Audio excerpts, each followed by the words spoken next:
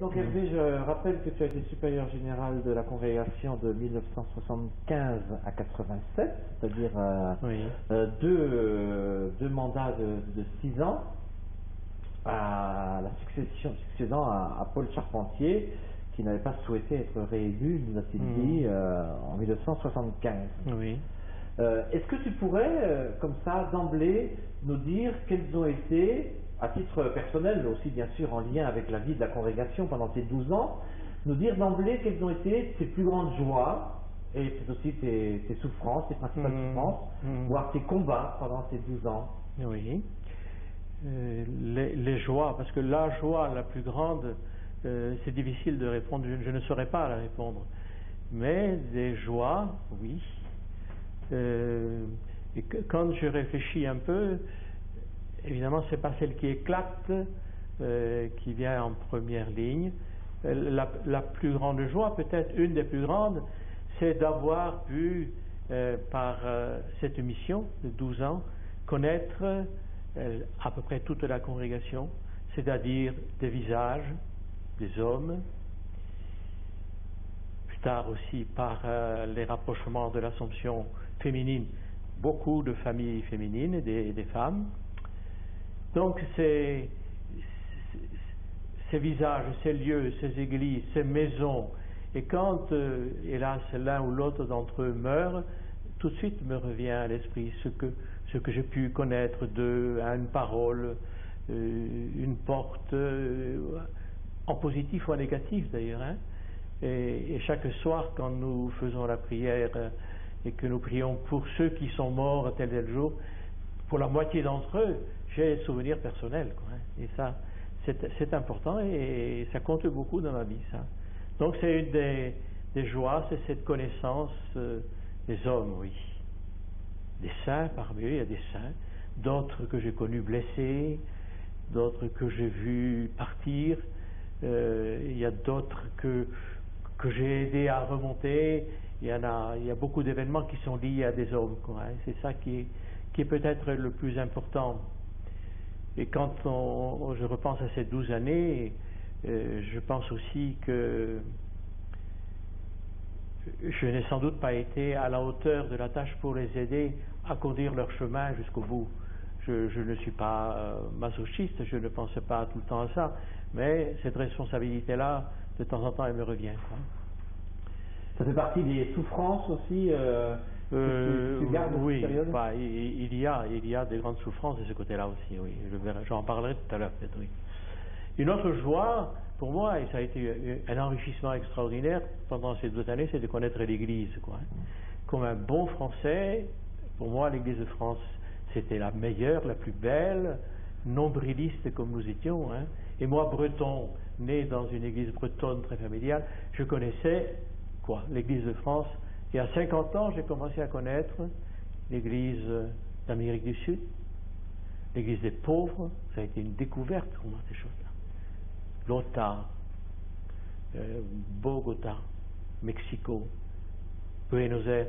Je suis revenu un peu renversé par la connaissance de cette église. Et là, j'ai vu que nous étions une petite partie de l'église. Quoi. Après, l'Afrique pour moi, c'était une merveilleuse découverte. Une église jeune, féconde, comme une jeune femme, quoi, hein, pleine de vitalité, surtout dans notre pays du Zaïre, de Butembo-Beni. C'est un souvenir inoubliable pour moi, hein, ces choses-là. Après, l'église souffrante, quand je suis allé en Bulgarie, en Roumanie, et passé 3 semaines, 1 mois avec Morand, cette découverte de l'église de souffrance, l'église des prisonniers, j'ai des souvenirs qui ne sont plus partis. Une rencontre personnelle avec Belinde, avec Bernard Steff, fantastique. L'église de Rome, avec ce qu'elle est, avec sa richesse aussi, vraiment, ça a été une belle découverte. Bon, donc ça c'est une grande joie, cette découverte de l'église, cette connaissance de l'église. Bon, c'est personnel ça, hein. Autant de choses que tu as reçues en quelque sorte. J'ai reçu ça, oui. Et bon, et d'une manière ou d'une autre, je le redonnais aussi à travers mes voyages. La plus grande joie que j'ai connue, peut-être la plus grande, et en même temps, je pourrais dire un peu que c'est celle de l'Assomption, c'est d'avoir vécu le centenaire de la mort du Père d'Alzon. L'Assomption, quand je l'ai reçue un peu dans les bras, en 1975, donc elle venait de vivre après le Concile, et toute la tourmente après Concile, en même temps un éblouissement de tout ce qu'on a reçu du Concile, vraiment. C'était merveilleux. Et tout ce qui nous paraissait quelque chose de grand avant est devenu petit. Et c'est ainsi que, par exemple, que le Père d'Alzon, tout à coup, est devenu un petit enfant auquel on ne pensait plus, parce que le Concile nous avait rempli les yeux, les oreilles, le cœur et tout. Et c'est devenu secondaire, et on l'a laissé tomber comme beaucoup d'autres choses d'ailleurs.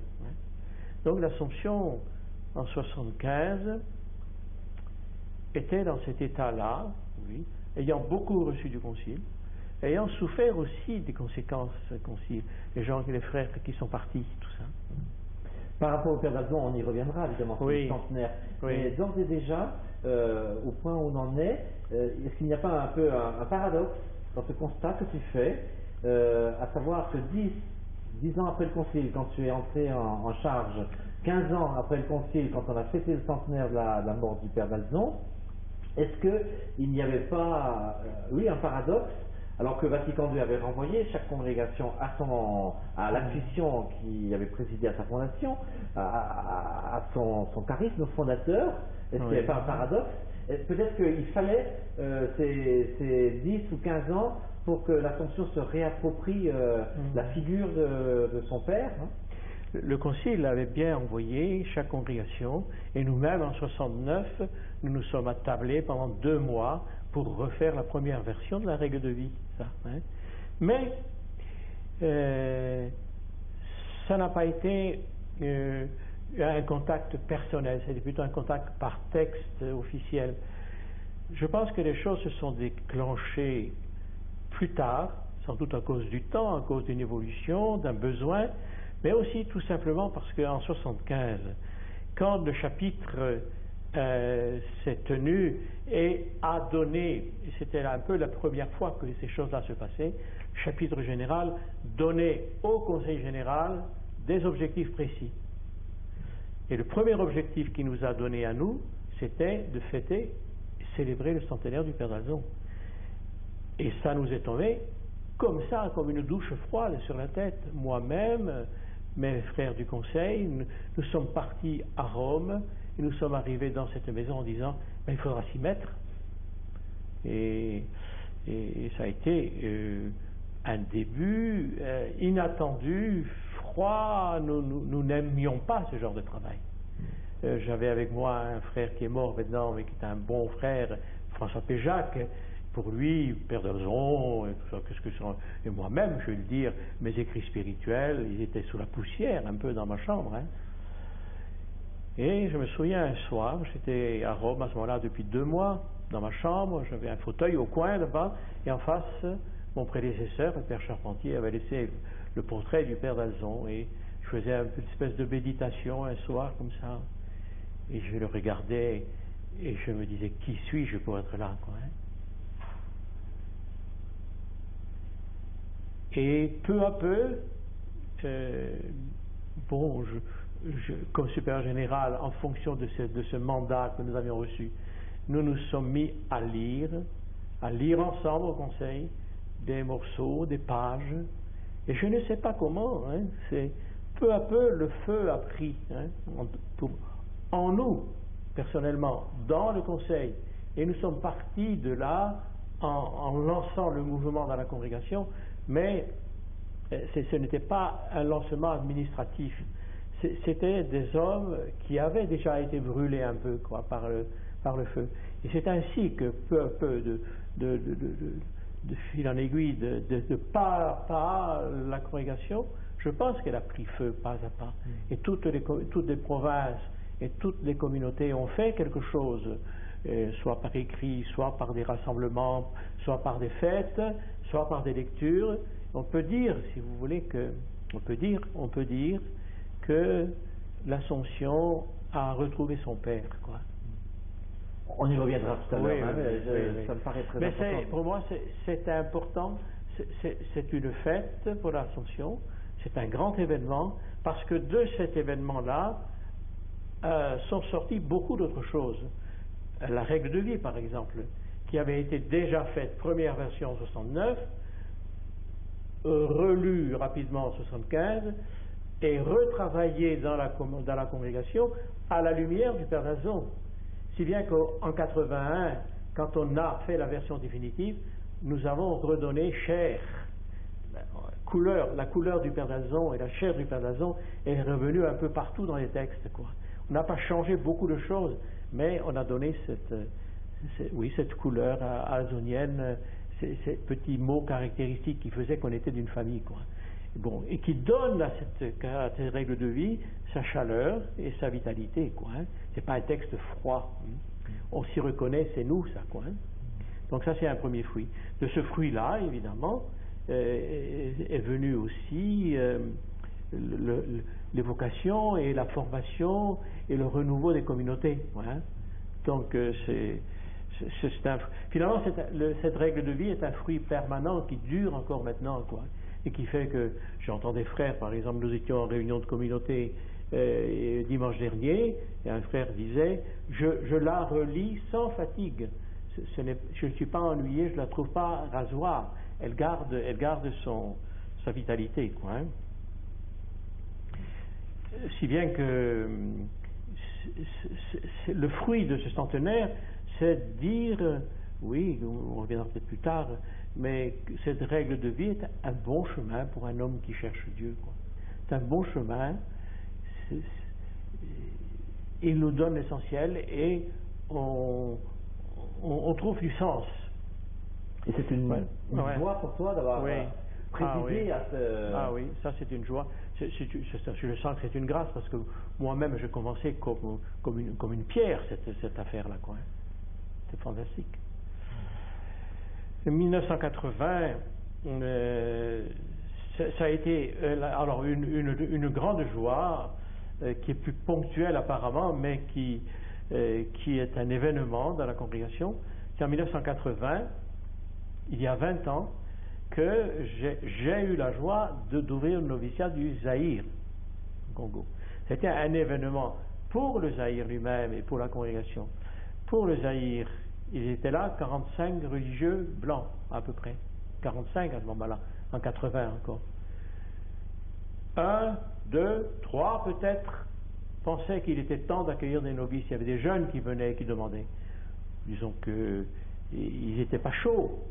Et c'était un des étonnements de ceux qui visitaient là, de voir que ces hommes qui ont été des grands missionnaires, parmi eux des très grands missionnaires, qui ont baptisé des milliers, des centaines de milliers, hein, depuis qu'ils sont là, depuis 1930 finalement. Ils ont fait des fils de Dieu, des filles de Dieu. Hein. Bon, des bonnes sœurs, on en faisait tant qu'on veut. Mais des frères, accepter des frères parmi eux, c'est là qu'il était froid. Il dit, c'est pas possible. Ce n'est pas possible. Est-ce que c'était une question de principe, parce qu'il fallait servir l'église locale d'abord, fournir un clergé diocésain, ou est-ce qu'il y avait des blocages d'ordre culturel, pour ne pas dire c'était quel colonial, que sais-je? Je pense que c'était des blocages un peu d'ordre culturel, parce que les séminaires diocésains étaient pleins, il y avait déjà un évêque zaïrois, hein. Mais il me semble que c'était ce réflexe, ces jeunes, les accepter dans ma maison comme frères, partager avec eux tous les jours la table, le menu, la caisse et tout ça. Je pense que c'était tout naturellement, c'était quelque chose de difficile à accepter. Et ça a été long, pénible. Et les premières réunions que j'ai fait avec eux, il y avait d'un côté les noirs et de côté les blancs. Hein. C'était pénible à voir. Mais, bon, ces choses, donc, disons, c'est normal et c'est humain. Maintenant, quand nous voyons 20 ans après, seulement, 20 ans après, provincial africain, un assistant africain, des combien, je ne sais pas combien, ils sont 120, 130 zaïrois. C'est un événement extraordinaire. D'autant plus que l'ensemble de la congrégation a participé à ça. Et dans tous les chapitres, on a demandé de l'aide des hommes, des finances et tout ça, et ça a été finalement une création de toute la congrégation. Ça, c'est une des grandes joies, certainement, de ma vie. Madagascar n'est pas venu de mon temps, est venu plus tard. Ouais. Et il reste aux Zaïre trois blancs, 3 Européens assomptionnistes. Oui, 3 ou 4 ils sont maintenant, oui. Tu parles aussi des souffrances. Oui. Bon, encore une grande joie que j'ai connue dans mon temps, c'est le rassemblement de la famille assomptionniste. Hein. Évidemment, nous étions déjà très amis avec les oblates, un peu moins déjà avec les petites sœurs, et un peu les orantes aussi. Mais les religieuses de l'Assomption étaient en nous avec une relation polie, hein, disons quoi. Hein. Ça date de vieux problèmes historiques aussi. Et j'ai vécu personnellement, en 1975, 3 mois avant le chapitre général où j'ai été élu, j'ai participé à la béatification de Marie-Eugénie de Jésus. J'ai cru que c'était mon devoir comme supérieur de la rue François Ier d'aller à cette béatification, étant donné la relation qu'avait la fondatrice avec la rue François Ier. Elle venait souvent là pour rencontrer le père Picard ou le père Dazon. Hein. Donc je suis allé comme ça, assez froid, parce que moi qui étais là depuis donc 7 ans, je n'avais jamais été à Auteuil pendant 7 ans. Hein. Auteuil, c'est la maison mère des religieuses.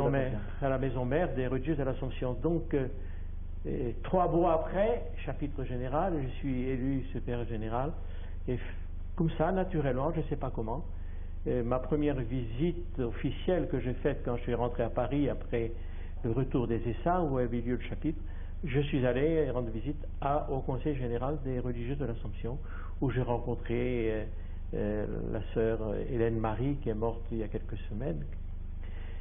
Et je me souviens très bien de l'accueil, de la fraternité et de ce qu'elle m'a dit. Elle m'a dit ceci: nous avons décidé, depuis notre mandat, ils sont depuis 5 ans, elle était là, de faire non pas un conseil général, mais une communauté généraliste, de vivre la vie communautaire avant d'aller la prédiquer partout.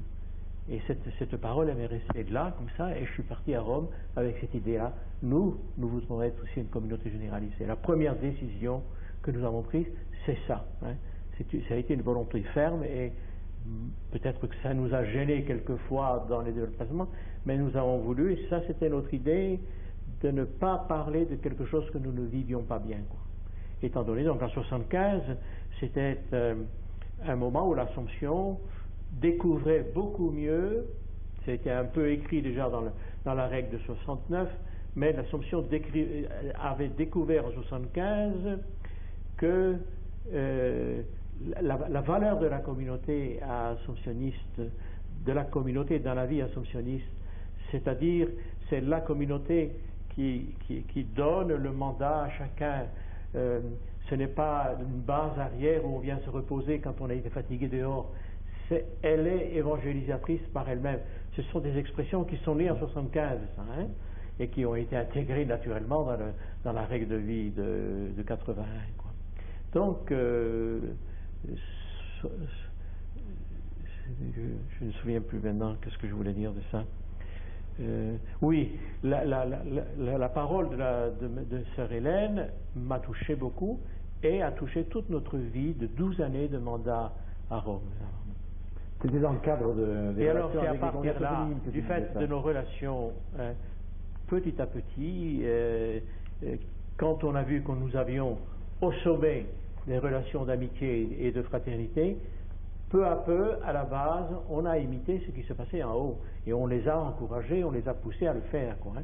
Et on sentait dans beaucoup de communautés un refus, peur de s'engager dans cette route-là. Quoi, hein. Mais ça a été, pour moi, ça a été comme une révolution aussi, quand je vois maintenant tout ce que les jeunes vivent ensemble, et comme des frères et des sœurs. Quoi, hein.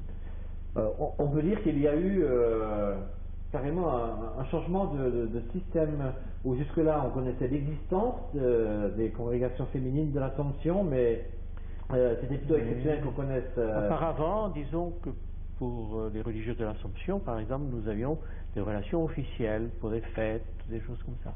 Tandis que maintenant, c'est une vie quotidienne, des invitations tout à fait normales. Nous avons le sentiment d'être de la même famille, et nous-mêmes, assomptionnistes hommes, combien de médisances, pour ne pas dire de calomnies, nous avons commises à leur égard, hein, et peut-être réciproquement d'ailleurs. Hein. Et que maintenant, nous vivons ça à l'état de fraternité, c'est autre chose. Et pour les jeunes, c'est spontanément qu'ils font des activités ensemble. Les jeunes, eux, nous, quand nous sommes rentrés au noviciat, moi, je suis rentré chez les Augustins de l'Assomption. Eux, ils rentrent dans la famille de l'Assomption. Il y a une révolution dans cet aspect des choses. Pour eux, c'est tout à fait normal de parler à 5 familles. Quoi, hein. Est-ce que tu penses que le fait que ce se soit produit pendant cette période-là où tu as été en charge de la congrégation, ça tient à l'air du temps un petit peu, ou c'est la volonté de personne? On sait que tu as eu des relations personnellement fortes avec Sœur Hélène, Mère Hélène, puis avec Mère Thérèse. Enfin, il y avait une vraie fraternité, une vraie amitié. Il y a toujours. Oui, je pense qu'au point de départ, il y a eu cette grande amitié personnelle, oui. Je pense qu'il y a pour quelque chose. Quoi. De l'amitié spirituelle, sur le modèle un peu de celle qui unissait le Père d'Alzon et Mère Marie-Eugénie. Oui, elle nous a inspirés. Elle nous a inspirés. Nous avons relu beaucoup de textes comme ça, sous cette lumière-là, oui. Et à ce titre-là, on pourrait dire que ce n'est pas tout à fait par hasard que sa béatification est intervenue juste quelques mois avant son élection, peut-être que ça a été un oui, je ne sais pas. Je dis souvent que après la béatification de Marie-Eugénie de Jésus, le miracle qui pourrait lui servir pour être canonisé, ce serait d'avoir rassemblé dans une même famille les 5 Assomptions. Quoi. Ça, pour moi, c'est un miracle qui s'est produit en l'espace de 10 ans. Quoi, hein. Et ça, je pense qu'elle y est pour quelque chose, et le Père d'Alzon aussi. Hein. On pourrait le mettre sur le dos du Père d'Alzon, autant que celui de Marie-Eugénie de Jésus. Oui. Voilà les... Bon, on peut revenir sur tel point. Peut-être d'autres, oui. Ouais. Oui. Au registre des souffrances, oui, tu avais commencé par évoquer tout à l'heure. Ah oui, la plus grande, oui, aux limites. Oui, je voudrais dire maintenant mes souffrances, et qui ont été aussi des souffrances de la congrégation. Là, c'est la plus grande souffrance que j'ai ressentie quand j'ai terminé les 12 années. Ça a été de terminer mon 2e mandat sans avoir fait une seule fondation assomptionniste à l'extérieur de nos pays où nous étions déjà. Quoi. Pour moi, ça a été dur à avaler, dur à accepter ça. Je sais bien que en 87, j'ai été ce visionnaire dont parlent les Actes des Apôtres qui disait un Macédonien est apparu à Paul pour lui dire viens chez nous, viens nous servir, nous t'attendons. Et au chapitre général de 87, j'avais cette idée-là qu'il fallait répondre à des appels que nous venions de recevoir depuis 1 an du Kenya, des religieuses de l'Assomption, et aussi de Corée, les Oblats de l'Assomption. Et je portais cette antienne-là, et d'une façon plus concrète, il y avait un grand tableau à l'entrée de la salle de réunion au chapitre, et il y avait un grand tableau blanc. Et j'avais mis en plein milieu une petite photo d'un noir, petit enfant noir, qui était tout seul dans ce grand tableau blanc, et était en dessous, je t'attends. C'était un peu une parabole. Voilà. Pendant le chapitre, il y a eu cet appel qui a été retenti, reporté par moi, mais aussi ensuite par Claude. Et c'est tombé froid dans le chapitre. Toute la peur de ces 12 ans que j'avais connus, hein, elle était là, dans ce chapitre-là. Et on avait prié beaucoup quand même. Hein. On sentait bien, chaque province sentait sa faiblesse, le départ qu'elle avait connu, le manque de novices, la faiblesse, pas de courage. Avec cette idée, nous ne pouvons pas fonder. C'était pas un manque de courage, mais un manque de moyens? Manque de moyens, on grossissait les difficultés d'une façon énorme, c'est sûr. Hein, c'est évident, dans ces moments-là, raisonnablement, nous manquions de moyens. Hein. Nous n'étions pas dans une situation brillante. C'était les noviciats s'étaient vidés à ce moment-là. En 75, on était descendu à zéro, quoi. Hein. En 80, c'était le Zaïre, commençait 5 ans après seulement. Hein. Et pendant, je me souviens bien parce que c'était important, il y avait la réunion générale du chapitre, on discutait de ça, on agitait les difficultés, et une voix s'est élevée. C'est Sandrino, un Italien, donc un représentant de la partie la plus faible de la congrégation, une petite région très petite qui venait de donner le meilleur, son plus jeune, Giuliano, au Zaïre. Et il se retrouvait comme ça, faible. Et lui a élevé sa voix, et ceux qui connaissent Sandrino trouveront ça naturel. Il parlait avec beaucoup de calme, de foi aussi, et expliquant, voilà ce que nous avons vécu, nous avons donné le meilleur. Et un mois après, un jeune est venu frapper à notre porte. Celeste est arrivé à ce moment-là. Eh bien, ce petit exemple donné par cet homme qui était le plus petit parmi nous, ça a renversé la situation. Il y a des moments d'un chapitre, vous savez, où on sent que l'esprit passe, souffle, quoi. Vous entendez c'est un de ces moments-là, quoi. Ça a été pour nous une chance. Bon, les décisions ont été prises après, les unes, on pourra juger mais c'est là le point de départ de tout, du Kenya, du Tanzanie, de l'Amérique du Sud qui faut Équateur là-bas, et puis la Corée aussi. Hein. Donc tu éprouves quelque part le sentiment, bien sûr un peu frustrant, d'avoir semé mais n'avoir pas récolté. Oui, je ne suis pas frustré, je me sens pas frustré, je me sens quand même. C'était douloureux pour moi de vivre, avoir vécu 12 années comme ça et d'être resté enfermé. Pendant cela, je voyais ma confrère, ma collègue, sœur Georgette Marie, des Oblates de l'Assomption, qui, elle, avec autant de pauvreté que nous, sinon plus, avait fondé 3 ou 4 pays différents. Hein. Elle est fantastique. C'est pour ça que je l'admire, cette femme. Hein. J'admire beaucoup. Voilà, donc c'est cette douleur. La première, c'est cette stérilité de fondation, quoi, que j'ai connue et dans laquelle j'ai ma responsabilité comme les autres. Hein. Mais je sentais peut-être aussi des provinces à bout de souffle, qui n'avaient pas encore dépassé les tempêtes de 70, 80. Mais il y avait eu quand même le centenaire là, qui était venu là, le centenaire, la règle de vie, les appels des Macédoniens, et ce qui fait donc que cette souffrance eh bien s'est transformée en joie. Hein. Ceux qui sèment dans les larmes, moissonnent en chantant. Une autre souffrance qui est aussi assez ponctuelle parce qu'elle concerne un pays, c'est l'Argentine. C'est l'Argentine que j'ai connue en 76, janvier 76. Déjà Videla était là. Je suis arrivé, je me souviens, le 8 janvier 76, en débarquant, en arrivant sur le territoire de la grotte de Notre-Dame de Lourdes. La première nouvelle que j'ai apprise, c'était la mort de René Boulec. Ça a été un coup, hein. Je ne m'attendais pas à ça, et puis c'était un ami. Ça. Et puis, il y avait là une assomption d'une trentaine de personnes, encore vivantes avec des jeunes. Hein. Il y avait Jorge Adur, il y avait 3 jeunes au noviciat. Malgré tout, on sentait une assemblée mystérieuse, quoi.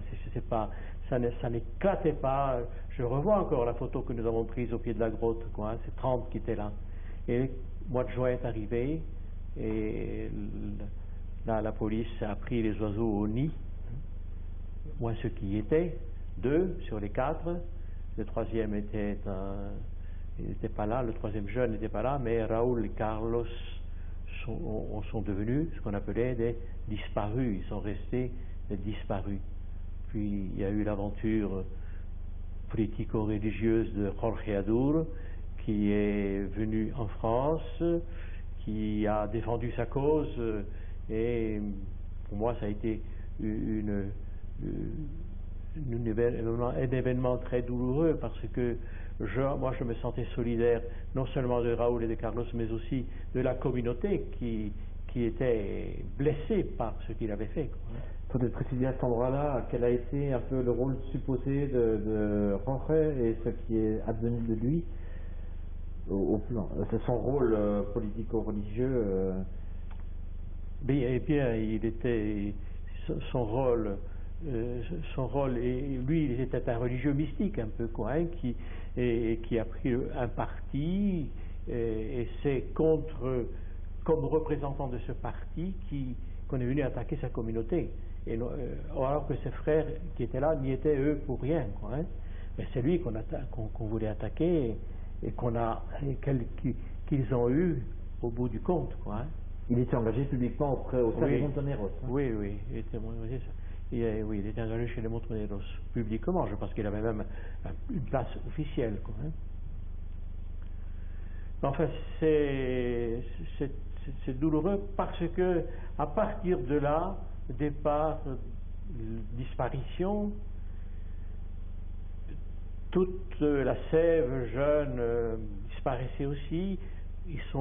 Les morts sont arrivés les uns après les autres, et il y a eu des départs, et on a vu une communauté assez importante qui avait de l'avenir, autant que celle du Chili à côté, réduite peu à peu à rien du tout, quoi. C'est-à-dire que les hommes avaient perdu leur sang, quoi. Ça a été une douleur terrible. Je pense que maintenant le Chili a repris courage et veut redonner quand même son aide, et ils sont un peu repartis dans le sens. Pardon, oui. D'accord. Tu as le droit de boire, hein, Hervé, profite de la pause. Pardon? Oui, pour prolonger juste un moment sur l'Argentine, là, il faudra que tu dises, tu racontes ta rencontre là avec l'officier. Mais il y a aussi une question que je voulais te poser, sans remuer le couteau dans la plaie, évidemment. Hein, je ne mesure pas ce que tu as pu souffrir en tant que responsable de la congrégation.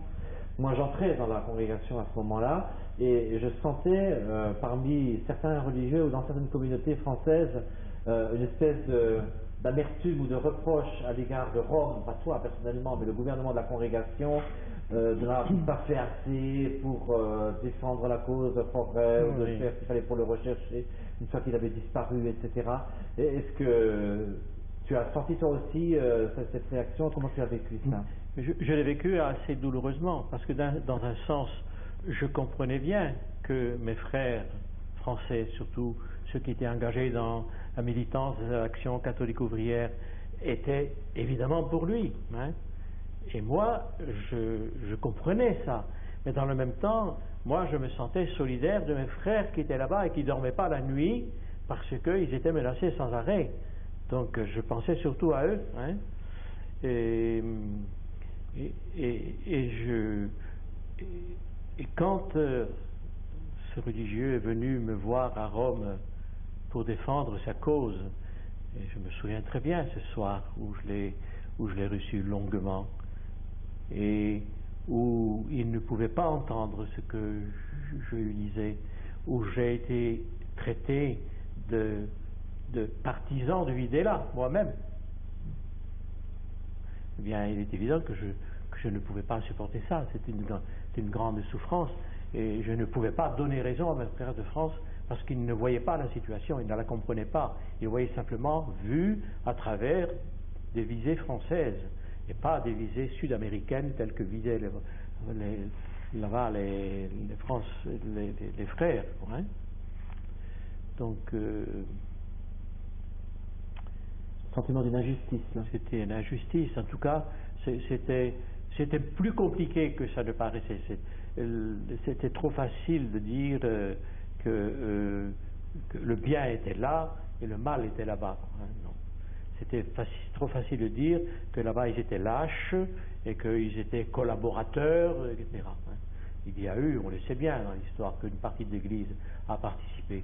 Enfin, l'ensemble de l'Assomption n'était pas militante de ce côté-là. Hein. Oui. Si vous voulez parler, attends, je vais peut-être fermer la porte parce que Bernard l'avait mal. Ça tourne? C'est bon.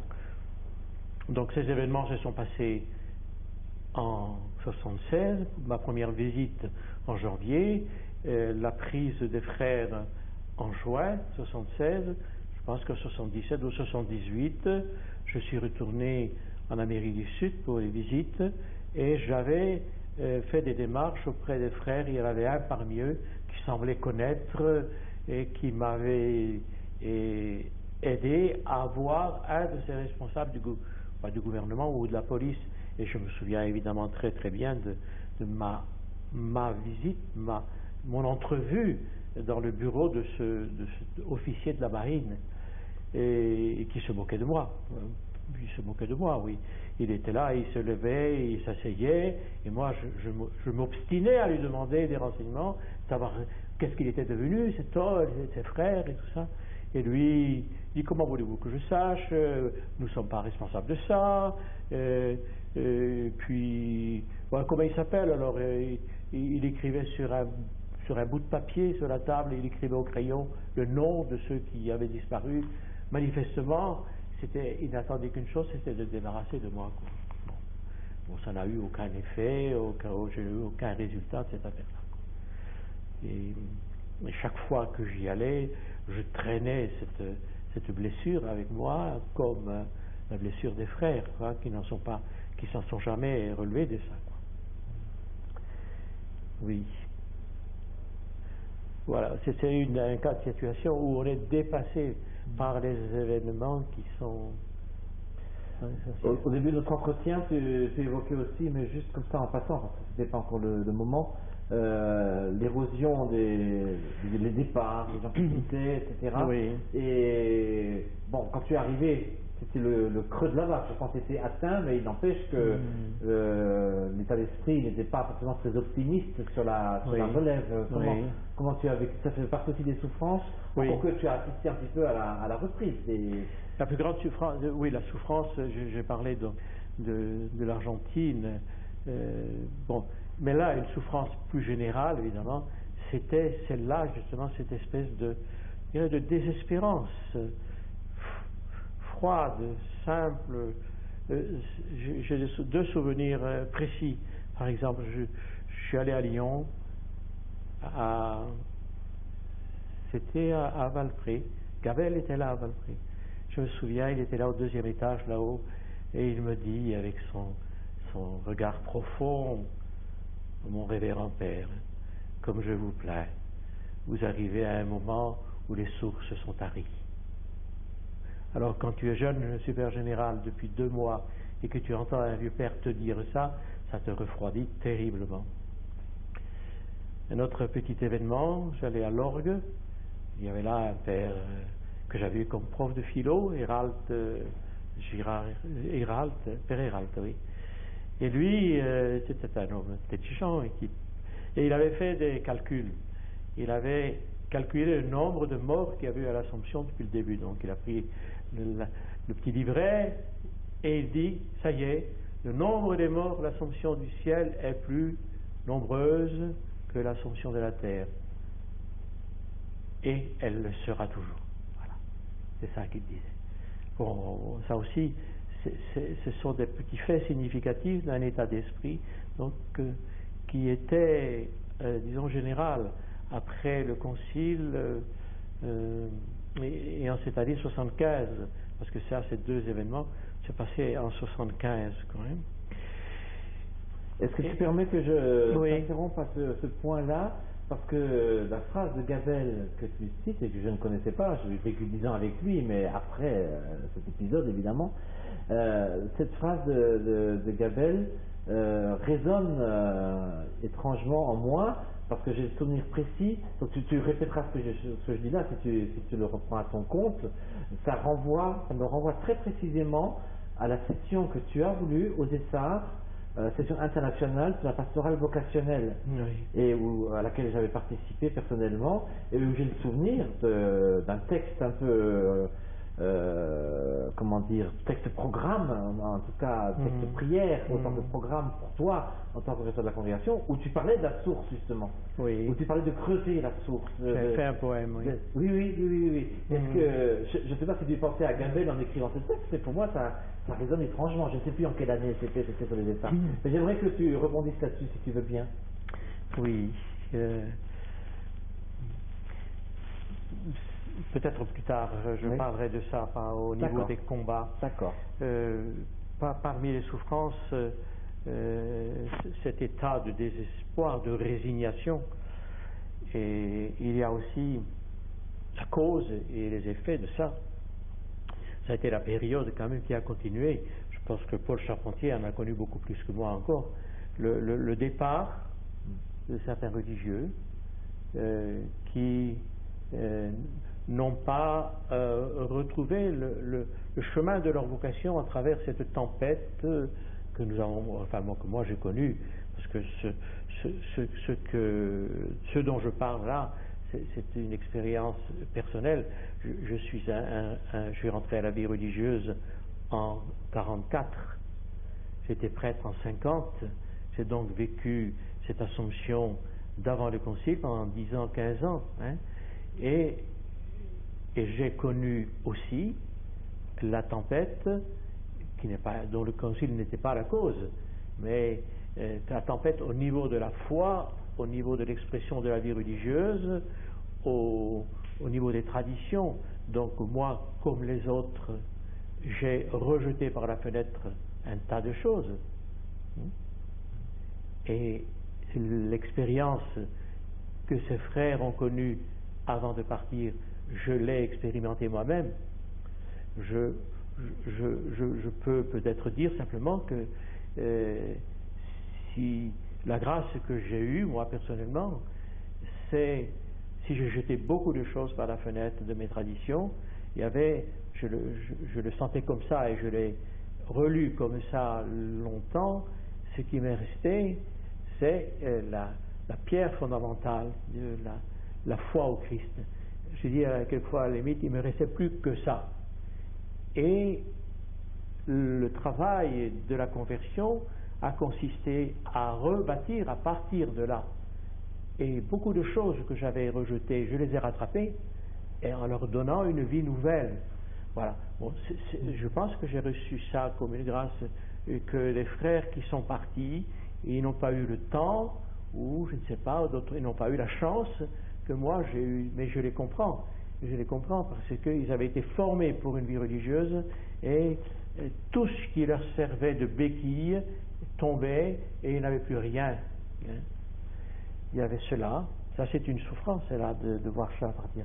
Mais c'était peut-être une souffrance égale de voir ceux qui restaient mais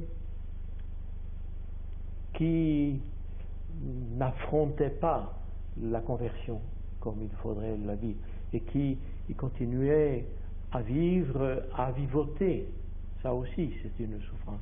Donc il y a, c'est avec cela aussi que la congrégation avait à combattre pour essayer de réveiller et de réveiller la foi et redonner goût et à la prière et à la vie communautaire et à la vie apostolique. Ne pas survivre, ne pas sous-vivre, hein, mais vivre, ça a été le combat. Pour prolonger ce que tu dis là, cette souffrance que tu exprimes, est-ce que tu serais d'accord pour dire des choses que moi j'ai pu percevoir quelquefois, exprimer ce malaise, cette souffrance par une différence de registre assez radicale entre ton discours et donc ton souci, ta hantise même comme supérieur général, sans porter de jugement sur tes prédécesseurs, évidemment, parce que l'époque elle avait changé aussi, et donc les personnes changent.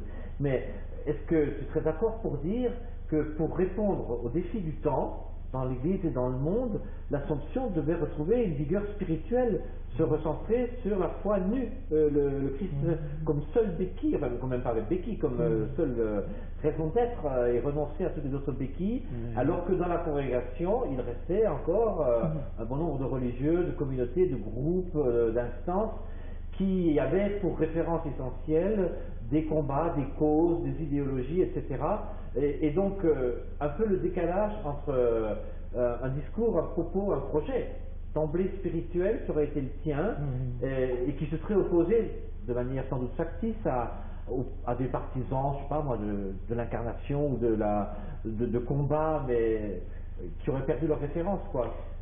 Est-ce que, enfin, je dis ça très maladroitement, hein, Oui, mais oui. comment tu réagirais à ça? Bien, je pense, devant cette situation-là, j'ai commencé, je me souviens bien, en 75, le chapitre général, nous avions tenté de faire un texte plutôt, disons, tourné vers la vie apostolique. C'est un beau texte qui n'a pas eu beaucoup de suite après, parce que c'est ce qui n'est pas règle de vie, cet texte d'animation. Mais enfin, le but était ça. Et moi-même, j'ai commencé donc en disant, si vous voulez, engageons-nous, quoi.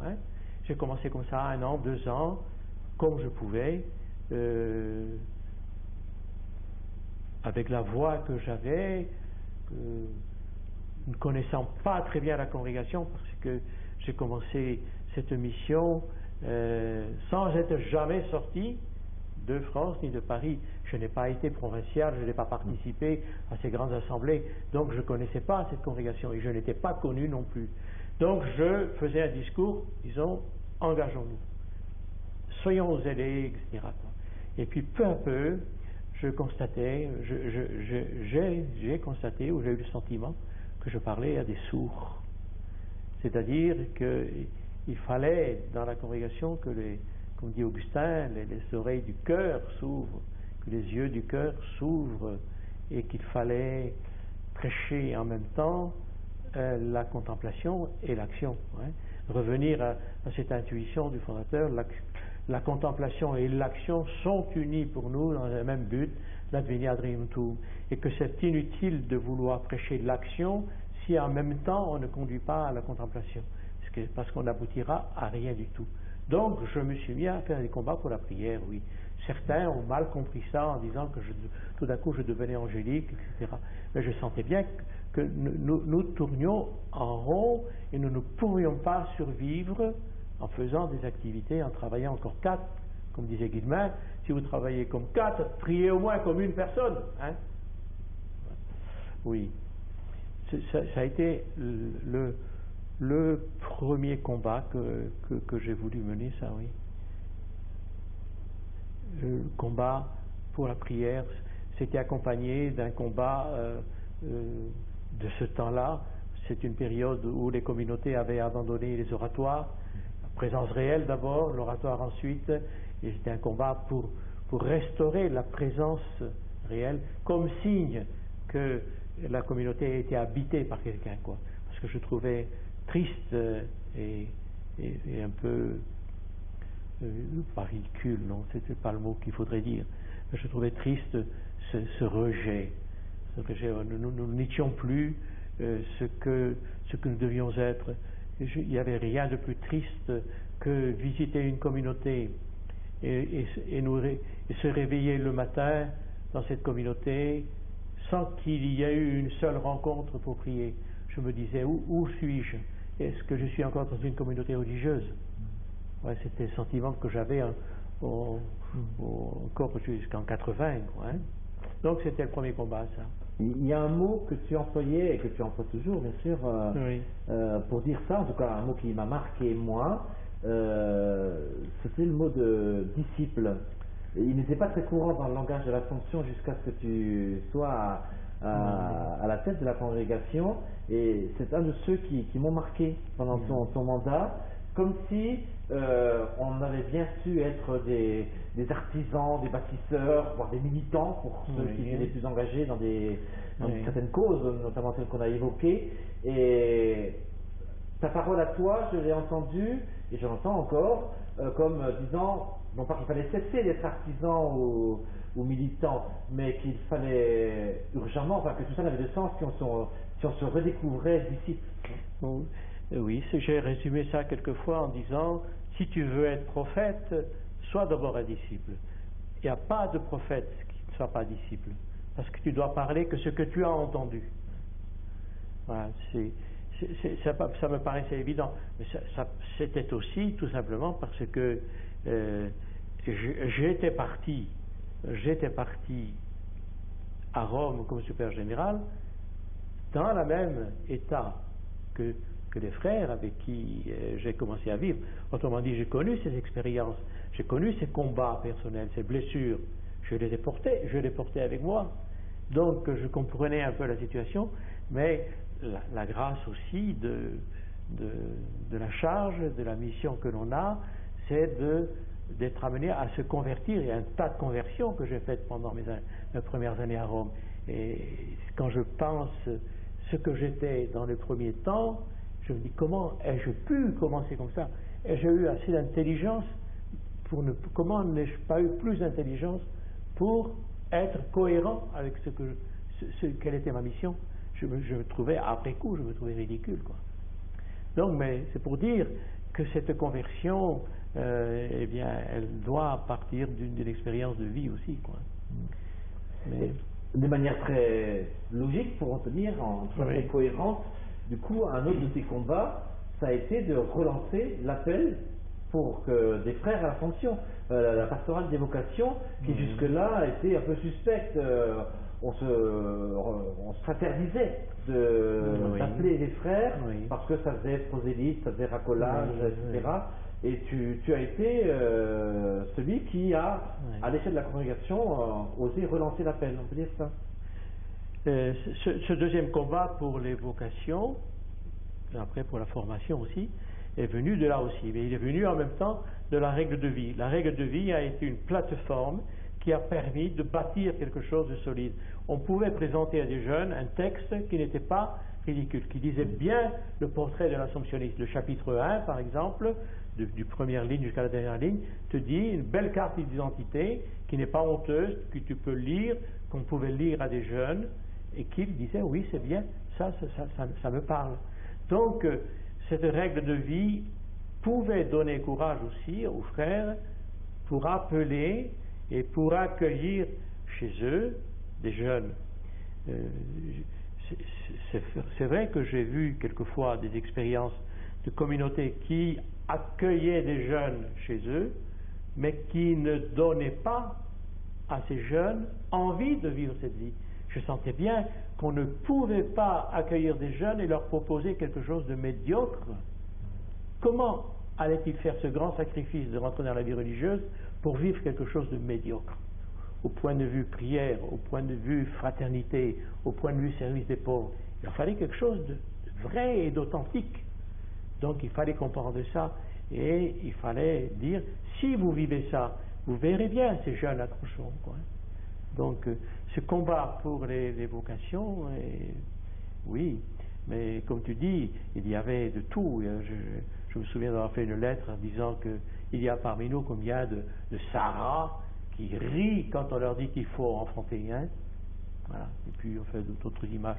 Et la source qu'il faut dégager. La source qu'il faut dégager, déblayer pour qu'elle jaillisse, quoi, hein. Donc, alors que partout on la disait tarie, cette source. Oui, elle est tarie, oui.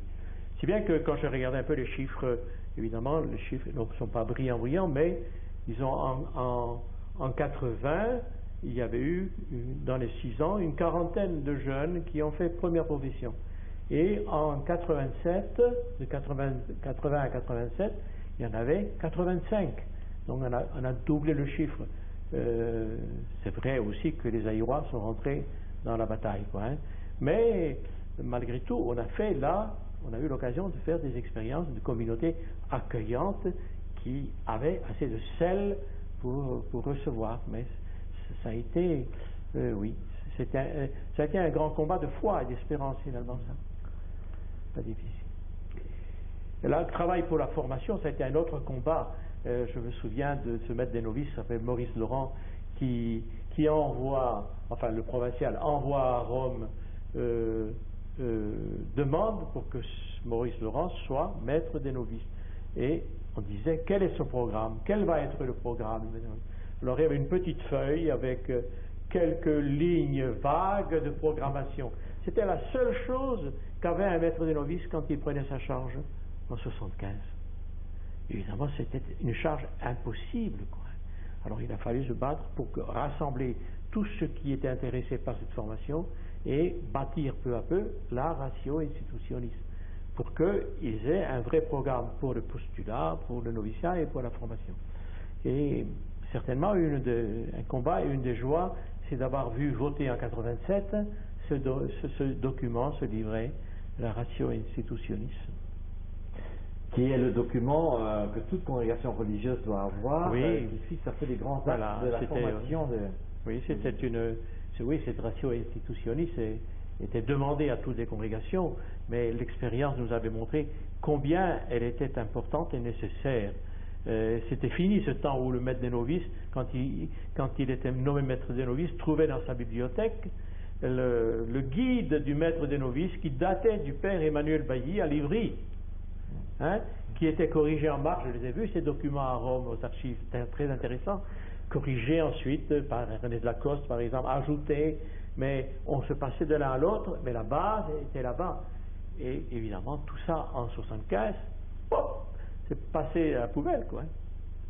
Donc c'était un travail important. Alors depuis, on a corrigé, a enrichi ce document de base, Ratio Institutionis.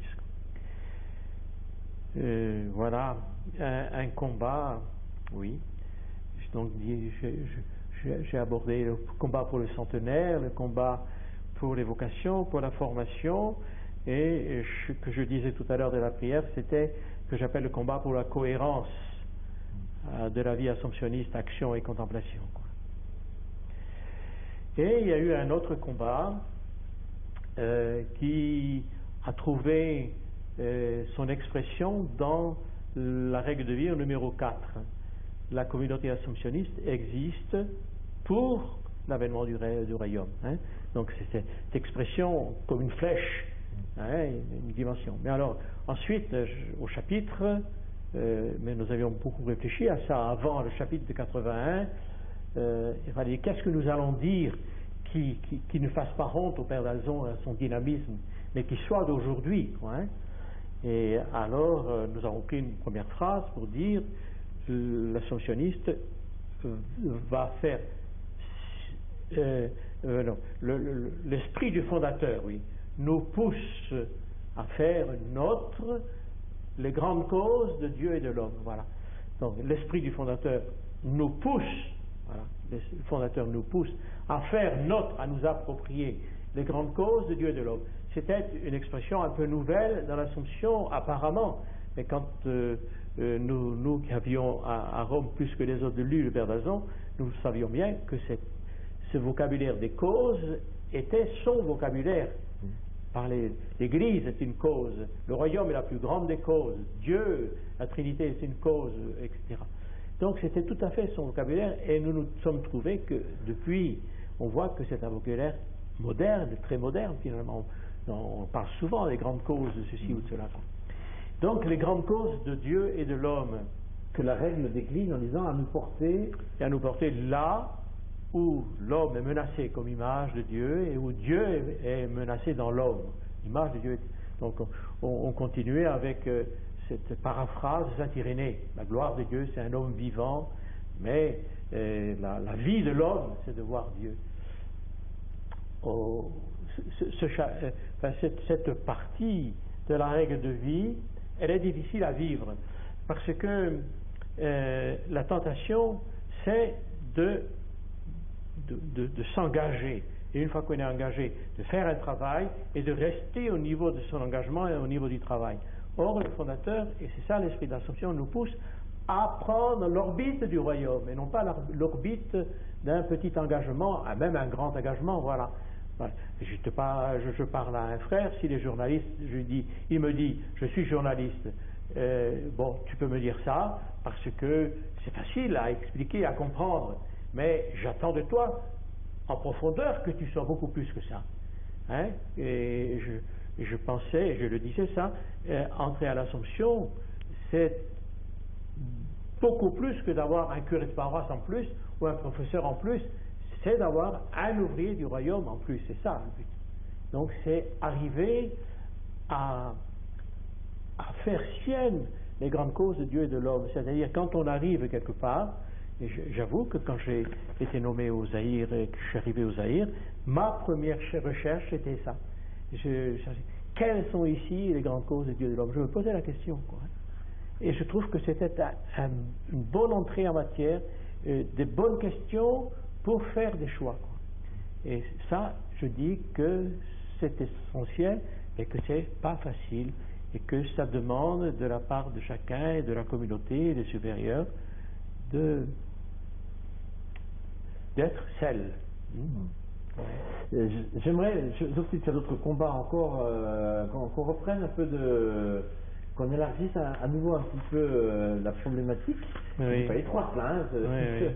je trouve que c'est très fort ce que je dis là, mais on n'a pas eu l'occasion encore de situer toutes ces convictions et cette action à la tête de l'Assomption dans le cadre de la société de cette douzaine d'années et dans le cadre de l'Église de cette période.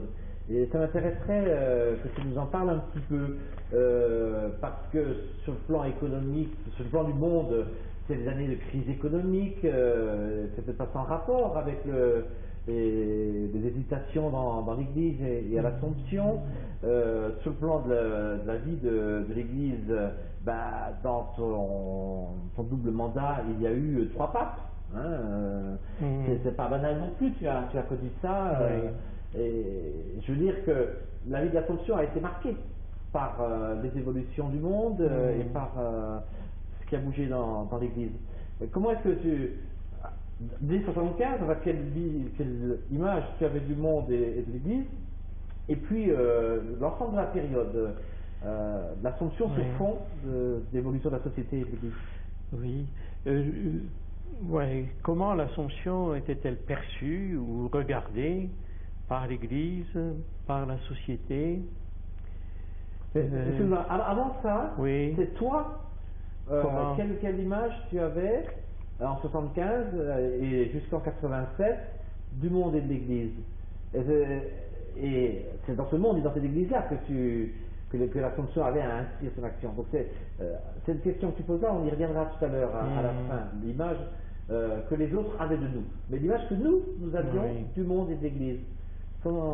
J'aurais du mal à répondre à cette question-là. Maintenant, après 25 ans, je serais tenté d'avoir une réponse un peu raisonnable, disant j'étais le religieux assomptionniste qui travaillait à ce moment-là à Bayard Presse et qui avait sur l'Église, sur le monde, un peu ce qu'avait cette communauté à Bayard Presse avec la croix et je suis arrivé en 68, c'était Humani Generis.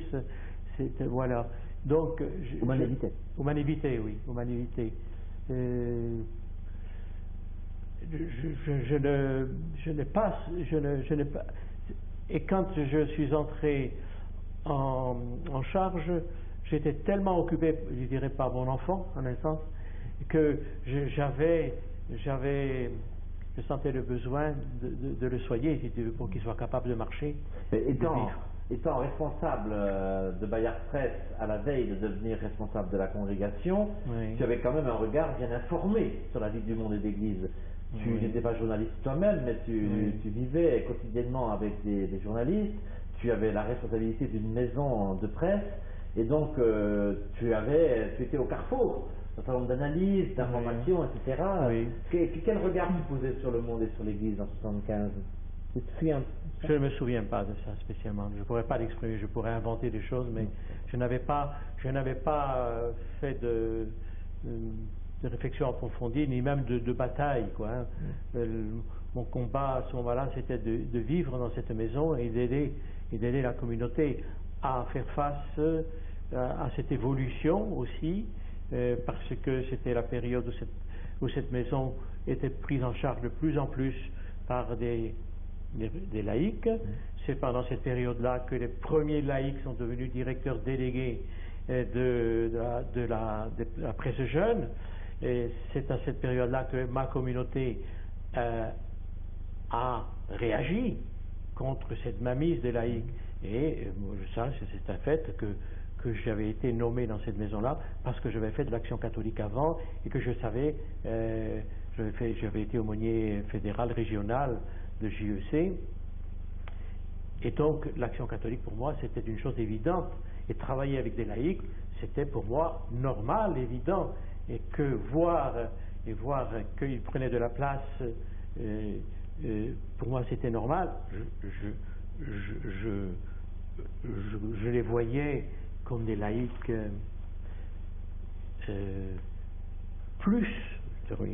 plus hommes d'église, c'est-à-dire plus ouverts au service de l'église que beaucoup de religieux que je connaissais. Mais enfin, j'ai aidé mes frères en communauté à accepter cette situation-là, se calmer et accepter ça. Voilà une chose concrète de laquelle je me souviens.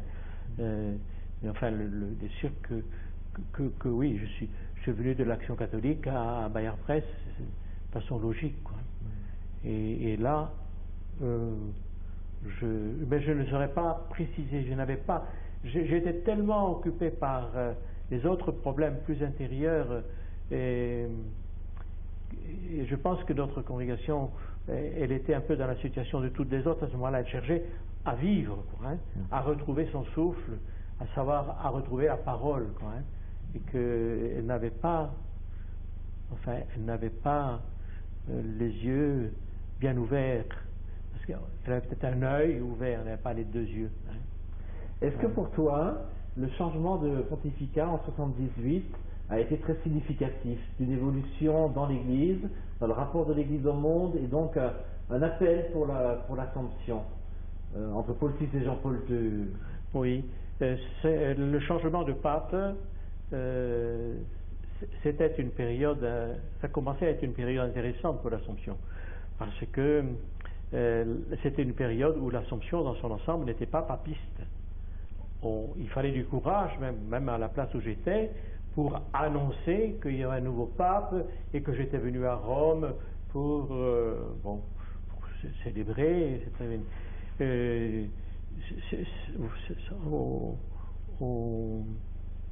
Et l'arrivée du nouveau pape, je ne le connaissais pas, je ne savais pas. Disons que moi, mon souci, disons-le simplement, mon souci à ce moment-là, c'était un peu dans le sens de ce renouveau spirituel, d'avoir aussi un renouveau ecclésial, n'être pas toujours trop négatif, arriver à parler de l'Église d'une façon assez chaleureuse, ne pas simplement voir toujours des choses négatives. C'était un peu ça mon souci, et le souci que j'avais, c'était d'aider la congrégation à vivre cette réalité de la vie chrétienne d'une façon plus normale. Le pape, je l'ai découvert après, je me souviens d'avoir comparé au Père d'Azon et d'avoir trouvé qu'il avait des qualités que le Père d'Azon avait. Oui. Oui. Donc c'était pour toi significatif aussi. Oui. Oui. Très bien, on va boire un coup.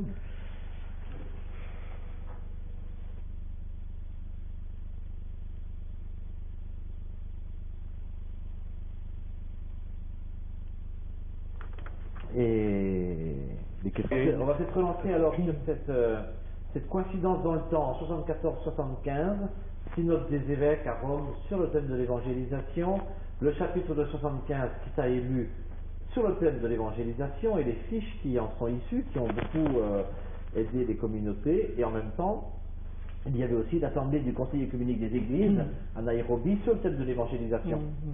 Alors, cette coïncidence dans le temps, est-ce qu'elle est significative et est-ce que c'est vraiment une impulsion?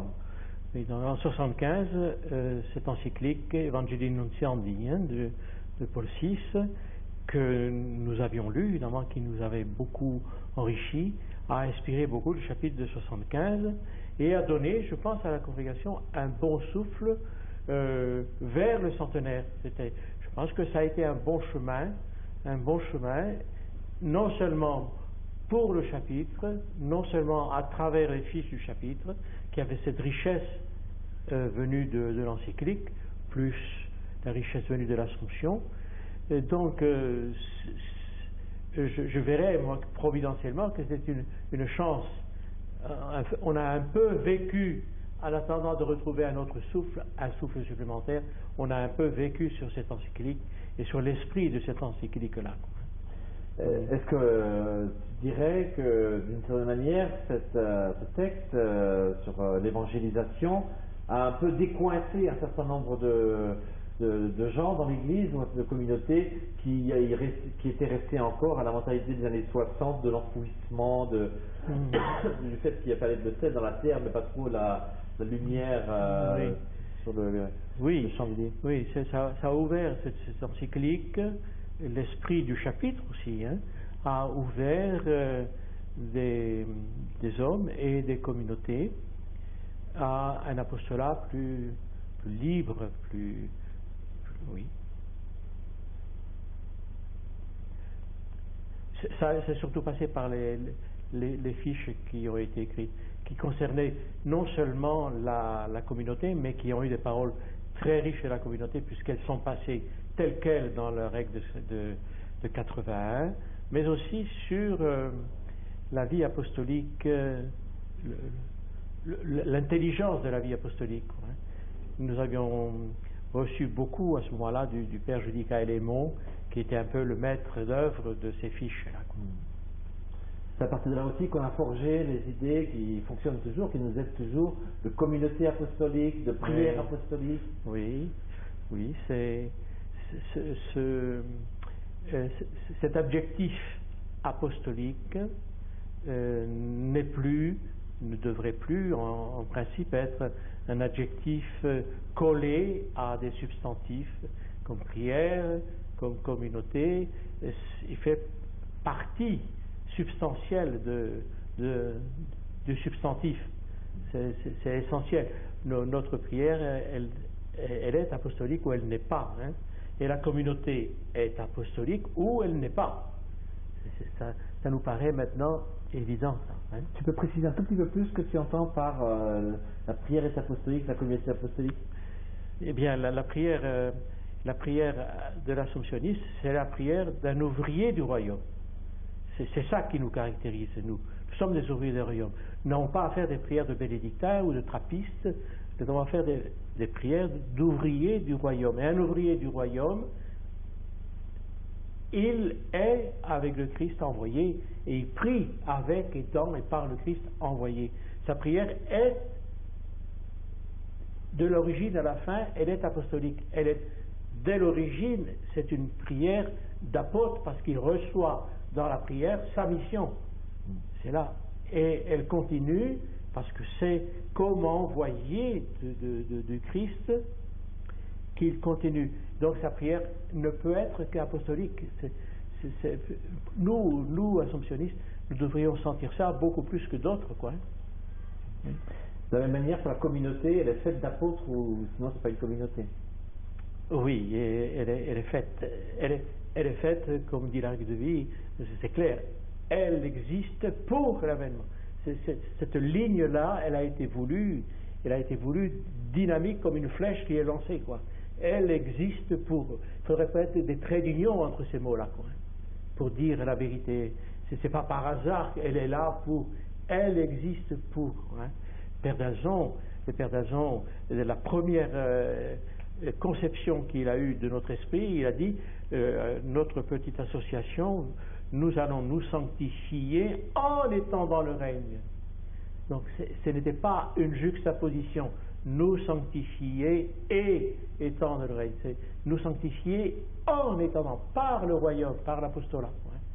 Ça c'est son intuition du début, que l'on retrouve dans cette phrase, la communauté assomptionniste existe pour l'avènement du royaume de Dieu.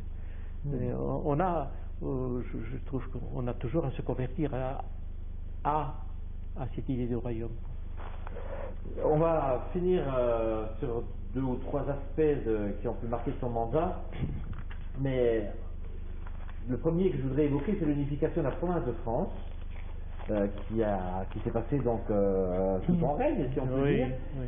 Et j'aimerais que tu me dises dans quelle mesure il s'agissait d'une décision à tes yeux essentiellement pragmatique, c'est-à-dire presque technique, ou est-ce que justement elle s'est aussi inspirée par ce qu'on vient de dire à l'instant, sur la vocation de l'Assomption, sur la raison d'être de notre congrégation qui nous poussait à prendre cette décision-là? Oui, l'organisation l'unification de la province de France a pris beaucoup de temps. Il y a eu des promoteurs, il y a eu des freins aussi. Parmi mes amis, j'avais des grands freins. Et à un moment donné, comme supérieur général, j'ai pris l'initiative de dire on a assez discuté, il faut aller de l'avant pour le bien de l'Assomption en France, mais aussi pour le bien de toute l'Assomption. Parce que je sentais que nous allions nous perdre chacun dans notre province dans des petits problèmes de cuisine, et qu'il fallait être ensemble pour avoir une visée de royaume beaucoup plus définitive, plus sûre. C'était, donc c'est pas simplement point de vue organique, c'était pour l'Assomption de France, mais aussi pour toute l'Assomption. Il fallait une province qui ne perde pas son temps dans la cuisine, et qui soit libre de toutes ces rencontres, ces discussions pour vivre et travailler. C'est comme ça que je l'avais vu, et que ça a été finalement décidé. Finalement, ça n'a pas pris après trop de temps, et maintenant ça s'est passé en 85 par là. Ça fait partie quasiment de l'évidence maintenant. Oui, l'évidence, oui. Donc pour toi, l'enjeu, c'était vraiment que l'Assomption puisse déployer sa mission au mieux. C'était essentiellement un problème de mission, mais non seulement en France, mais pour l'ensemble de l'Assomption, étant donné l'importance de la réalité française dans toute l'Assomption. C'était un peu à cause de ça, d'ailleurs, que j'osais leur dire, écoutez, il est temps d'aller de l'avant, parce que vous n'êtes pas seul. En même temps, quelque part, ça s'est quand même fait parce que les moyens commençaient à diminuer. Et c'est un autre aspect que j'aimerais que tu évoques un petit peu, même s'il est plus douloureux, c'est que faute de ressources en personnel, et en personnel intellectuellement spécialisé, c'est aussi sous ton mandat, sous tes deux mandats, que l'Assomption a dû se désengager vis-à-vis de deux joyaux, en quelque sorte, qui étaient des instituts d'études augustiniennes et byzantines. Tu peux nous dire un petit peu comment ça s'est passé? C'est certainement une grande douleur, une grande souffrance de l'Assomption, et la mienne en particulier à Rome, quand l'Institut byzantin, les études augustiniennes sont passées à d'autres mains, et la même chose là-bas en Hollande, point de vue œcuménique. Mais il n'y avait pas à ce moment-là d'autres solutions. Et il faut maintenant continuer à vivre en gardant, à mon avis, l'idée que l'on peut ressusciter, pas la même chose, mais qu'on peut ressusciter des choses semblables en partant des communautés qui auront assez de monde pour faire naître des intellectuels de ce type-là. Parce qu'on sait bien qu'il y en a 1 sur 20 qui peut faire ça. Faut pas Quand je suis arrivé en Roumanie pour la première fois, je me disais, ça y est, nous allons faire l'Institut byzantin, et j'ai bien vu la réalité, elle est humaine, et il faut accepter cette réalité. Il y en a 1 sur 10 ou sur 20 qui peut continuer des études pour faire ce que faisaient les instituts. Mais ce n'est pas impossible, il y en aura, et je pense qu'il faut le garder dans notre esprit, et appeler des jeunes qui ont des capacités à aller de l'avant. Un tout dernier point, la cause du Père d'Albon et celle du Père Pernay ont évolué aussi sous ton mandat, ce n'est sans doute pas sans lien avec le centenaire. Alors j'aimerais que tu me dises un petit peu comment tu as vécu ça. C'est donc l'héroïcité des vertus qui était reconnue. Père Pernay, d'abord, oui. Et puis j'aimerais que tu reviennes un peu sur Dalzon, puisque tu nous as dit que la fameuse du centenaire, l'Assomption avait retrouvé son père en quelque sorte. Que tu nous dises un peu qui est Dalzon pour toi, plus personnellement, ce qu'il représente pour toi. Oui, pendant que j'étais à Rome, je pense, c'est pendant que j'étais à Rome que le Père Pernay a été déclaré vénérable. C'est le Père Touveneraud qui avait beaucoup travaillé pour cette cause, beaucoup, il aimait beaucoup le Père Pernet, parce que lui, Touveneraud, il se sentait proche de cet homme pauvre. Hein. Et une fois que tous les travaux étaient sur la table, la congrégation des saints, ça traînait, j'ai été une fois, moi-même aussi, à la congrégation pour leur dire, mais enfin, que devient le Père? Vous m'aviez dit qu'il était à la 7e place, et puis maintenant vous vous dites qu'il est à la 30e, alors quoi? Oh, si, c'est là. Oui, alors je dis, voilà, ce Père Pernet qui a été humble toute sa vie, et définitivement il continuera à l'être même chez vous, hein, je dis quoi. Voilà pour ce qui est du Père Pernet. Pendant ce temps-là, nous avons eu beaucoup de difficultés pour trouver des historiens, des postulateurs après la mort du Père Touveneraud. Ça a été douloureux pour nous. Mais nous avons pour le Père d'Alzon, commencé grâce à l'arrivée du Père Désiré, avec Touveneraud d'abord continuer l'édition des lettres, 2 tomes, avec Désiré ensuite, ça a été le point de départ de tous et ça s'est terminé dans le dernier mandat. Hein. Mais ça a été donc commencé et c'était une chose importante, intéressante et riche. Toute cette production qui a eu lieu autour du Père d'Alzon, le livre du Père Sèvres par exemple, qui a été réédité, Ma vie c'est le Christ, et qui a été traduit en plusieurs langues, et j'ai eu la joie de le traduire en roumain et de le donner aux frères et aux sœurs qui l'ont reçu avec une grande joie. Et le Père d'Alzon, j'ai eu l'occasion de faire une prière pour la béatification du Père d'Alzon.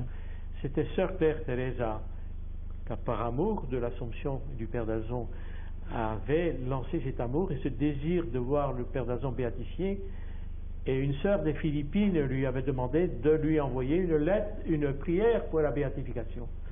Alors je lui ai donné la prière qui existait déjà, et Claire m'a dit, oh, elle est très vieille, cette prière, tu ne peux pas en faire une autre.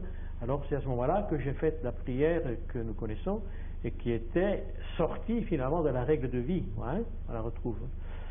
Donc c'est cette prière-là qu'on récite. Enfin, j'aimerais qu'on la récite quelquefois plus souvent dans nos communautés, personnellement. Hein. Parce que le signe qu'on ne la récite pas, qu'on ne prie pas, c'est un signe qu'on devrait analyser, comprendre. Si on la prie pas, je pense que jamais le Père d'Alzon ne sera béatifié. Parce que ça veut dire qu'elle n'est pas désirée, et qu'on n'y croit pas, qu'on ne donne pas de l'importance à ça. Hein. J'admire beaucoup, plus les oblates de nos sœurs, qui elles, sans arrêt, tous les jours, elles disent ça. Et quand j'étais au dernier chapitre à Rome, à mon arrivée, je suis allé faire un tour à Saint-Pierre, et je voyais, j'étais en face de Saint-Camille de la Lys, je ne sais plus lequel, et j'ai pensé à la cause du Père d'Alzon. Et là, il me dit il faut que j'écrive aux oblates de l'Assomption de Roumanie, de prier pour cette sœur malade et de demander cette cause au Père d'Alzon. Je disais un peu méchamment, elles y croient, et nous, je sous-entendais, nous ne croyons pas. Enfin, au chapitre, on a pris la cause en main, et tous ensemble, nous avons fait la neuvaine de prière au Père d'Alzon. Mais je pense que et le Père d'Alzon le mérite. Quand j'ai connu le Père d'Alzon il y a très très longtemps, on m'a présenté comme le grand Seigneur, comme un homme parfait, le plus grand théologien. Enfin, c'était la statue que j'ai reconnue au noviciat. On m'en a parlé comme ça encore. Et quand j'ai eu un peu l'esprit plus critique, que je cherchais dans les index des noms du Père d'Alzon ici ou là, je voyais qu'il n'était pas. Et je me suis mis à réfléchir quand même. Hein. Et j'ai fait l'expérience que font tous les enfants. Il faut qu'ils tuent le Père et qu'ils le retrouvent plus tard comme, non pas l'homme le plus fort, l'homme le plus grand, le plus intelligent, mais comme cet être unique qui s'appelle le Père. C'est cette expérience que personnellement j'ai fait, mais que j'ai fait sur le tard. J'ai fait à Rome cette expérience-là. il est devenu mon père, il est devenu un saint, non pas avec toutes les perfections du monde. Je reconnais ses défauts, il m'a souvent agacé dans telle ou telle lettre, son style, j'étais agacé, mais en lisant des textes, je me dis, ça peut être, il n'y a qu'un saint qui a pu écrire des choses comme ça, ou faire des choses comme ça, ou vivre ça. Je le reconnais donc comme un saint, pas comme le plus parfait. Et je le reconnais finalement comme mon père. Nous avons une relation. Et je pense qu'un novice, quand il rentre à l'Assomption, devrait demander la grâce de l'accueillir et de le respecter, de l'aimer comme un père. Tu as bien insisté à de multiples reprises là au cours de notre entretien sur la carte d'identité de l'Assomption à travers la règle de vie. Tu viens de parler à l'instant du fait que on a un père qui est Oui. Dalzon et pas un autre, c'est ce qui fait l'Assomption. Bon. Est-ce que tu as eu l'impression pendant ces 12 années, enfin comment tu as eu l'impression que l'Assomption était perçue par d'autres dans l'Église, dans la société? Quand tu arrivais quelque part et que tu te présentais comme le supérieur général des Assomptionnistes, est-ce que tu avais l'impression d'être perçu comme incarnant, oui, une famille religieuse bien précise, avec quelle petite note, quelle est la touche originale de l'Assomption vue de l'extérieur? Ce dont je me souviens, c'est de choses précises. Ce qui revenait dans les conversations, quand je me présentais comme supérieur général des Assomptionnistes, au moins en Europe, c'était deux choses. Vous avez la croix, vous avez Bayard Presse, ça c'était la première chose. Et la deuxième chose, c'est des gens qui se souvenaient d'avoir lu Salaville et les études byzantines. C'était comme ça, et c'est encore comme ça en Roumanie que nous sommes reconnus. Beaucoup me parlent à Bucarest, quand ils étaient là à Bucarest, ils ont connu tel ou tel à Bucarest. C'est un peu comme ça les deux grands signes caractéristiques. Maintenant, quand on rentrait dans un diocèse et qu'on me parlait de telle ou telle communauté, il y avait d'autres qualités qui apparaissaient. Cette communauté, cette capacité d'avoir esprit ouvert, d'être ecclésial, de ne pas être chapelle, d'être fraternel, avoir un esprit de famille. Ce sont des choses qu'on me disait très fréquemment, ça. Qui sont bien perçues. Oui. La toute dernière question, quelle vie après Rome? Comment est-ce qu'on se remet de 12 années à la tête de la congrégation? Oui. Après Rome, 12 années de Rome, j'ai demandé un petit temps sabbatique à faire à Jérusalem. 3 mois, j'étais pas gourmand. Et le provincial m'a dit, 3 mois c'est passé, il faut que tu restes 1 an, comme ça tu pourras vivre à la communauté, aider la communauté aussi à Jérusalem. Bon, d'accord, je suis resté donc 8 mois exactement. 8 mois très très heureux, certainement inoubliables aussi. Je suis revenu en France 1 an, 2 ans, et j'attendais un appel du provincial. J'avais fait une lettre à la congrégation pour dire élargissez les piquets de votre tente, partez, osez partir, quoi. Hein. Et moi j'avais dit plusieurs fois que j'étais prêt à partir en Afrique ou à Madagascar. Mais personne ne me faisait d'appel et j'ai pris la décision moi-même de me proposer, voilà. Pour la Roumanie? Non, de partir pour l'Afrique, et à peine ma lettre était-elle arrivée sur la table du provincial que les murs sont tombés à l'est et que la Roumanie demandait du monde. Alors le provincial m'a dit, si tu veux, c'est pas l'Afrique, c'est la Roumanie. Si tu veux partir, tu vas. Alors voilà, c'est comme ça que je suis parti là-bas pour 8 ans, pour refonder la vie religieuse, et en particulier la vie religieuse assomptionniste. Nous étions à Bacău, nous étions dans cette ville la première communauté religieuse existante après la mort de Ceausescu. Et nous avons commencé donc à accueillir des jeunes et à les initier à la vie assomptionniste, à essayer de leur donner ce qu'il y a eu de grand dans ce que le Père Dalzon nous a donné de vivre, quoi, hein, concernant l'amour avant tout, le royaume avant tout, le Christ avant tout. en espérant que quand ils vont rentrer, ils auront dans le ventre un peu ces grands désirs du Père d'Argent et qu'ils seront capables de fonder des choses nouvelles. Avec le souci de l'unité de l'Église aussi. Bien sûr, oui. Ça, c'est une des choses, je pense, que nous avions déjà réalisées, soit chez les oblates, soit chez les frères. On a fait des hommes et des sœurs œcuméniques, alors qu'elles ne l'étaient pas au départ. Donc, c'est le premier fruit de notre présence en dehors de la vie religieuse. De retourner sur les bancs de l'école biblique, Oui. de l'école du noviciat, de l'école pour apprendre le roumain, découvrir un nouveau pays. Oui. Ça n'a pas été trop rude quand on a été pendant 12 ans comme ça à la tête de... Non, c'était dur quand on regardait les choses avant peut-être, ou après, mais quand on est sur place, c'est au jour le jour que les choses se vivent, se réalisent. Par exemple, aller à l'école. Si on m'avait dit, si j'avais pensé avant que ça allait être comme ça, j'aurais été effrayé. Mais là, on partait tous les matins, on marchait un quart d'heure, on s'asseyait sur un banc, on apprenait quelque chose et on recommençait le lendemain et on peinait à parler et c'était beaucoup plus long qu'on ne pensait, plus difficile qu'on l'avait imaginé. Mais bon, à chaque jour suffit sa peine, quoi. Oui. Non, je suis revenu parce que, bon, il était temps, après 8 ans, j'avais envie de pouvoir quand même exprimer facilement ce que je pense.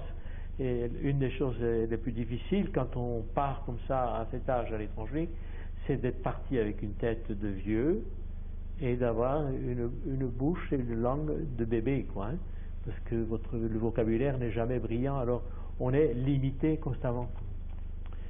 Mais enfin, je ne regrette pas du tout ces 8 années que j'ai passées là-bas. Certainement, c'est des 8 années très riches dans ma vie.